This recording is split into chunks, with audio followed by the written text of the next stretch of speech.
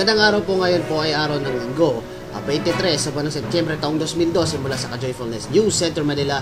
Ito po si Ramil Espina at narito na mga nag-iinit at mga naglalagablab na balita para sa oras na ito. Itong Ka-Joyfulness News Bulletin Breaking. Sa anime at cosplay news, J-pop band na Uchu Sentai NOYZ dumating na sa bansa. Dumating na sa bansa noong nakarang linggo ang sikat na Japanese pop band na Uchu Sentai NOYZ para sa kanilang mini-concert sa Best of Anime 2012 convention na idinaos sa SMX Convention Center sa SM Mall of Asia Complex. Napanood ng libo-libong mga anime fans ang concert ng banda kung saan isa sa mga pinatugtog ang rendition nila ng 2005 hit song ng bandang Kamikaze na Narda.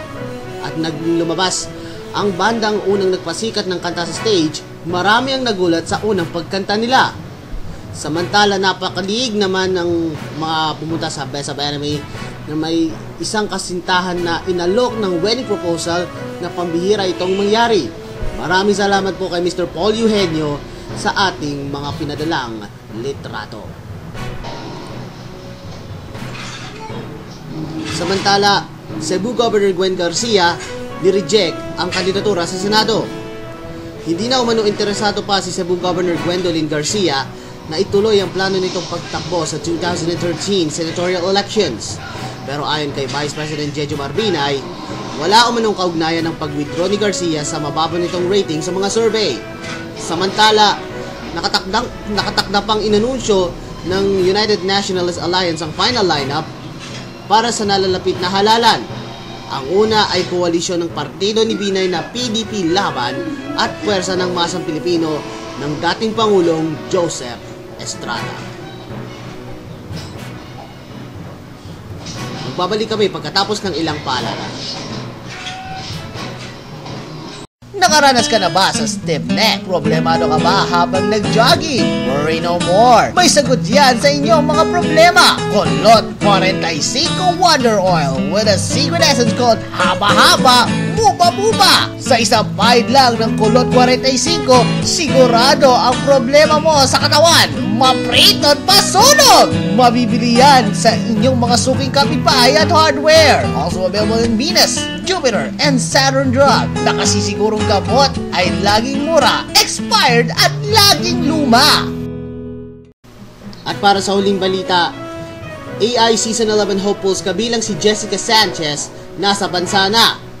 Dumating noong Martes ang film Mexican-American singer at second runner-up ng American Idol Season 11 na si Jessica Sanchez.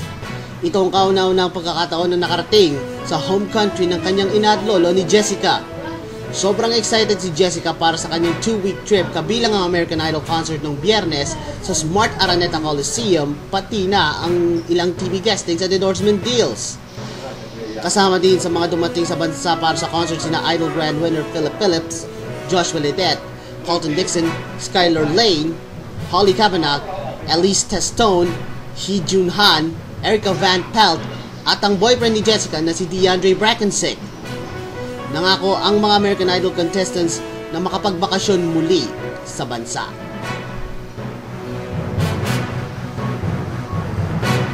Abangan sa mga susunod na news updates ang highlights sa mall show ng Pinoy Big Brother Teen Edition 4 housemates sa Trinoma. At mga ka-joyfulnesses para sa ating Christmas countdown, 92 days na lang, sabay-sabay tayong magdiwang ngayong Pasko. At sumayin nyo na naman ang mga balita para sa araw na ito.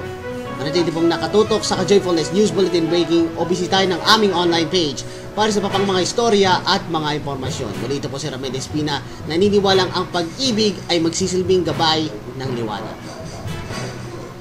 Magandang araw, all worthy now.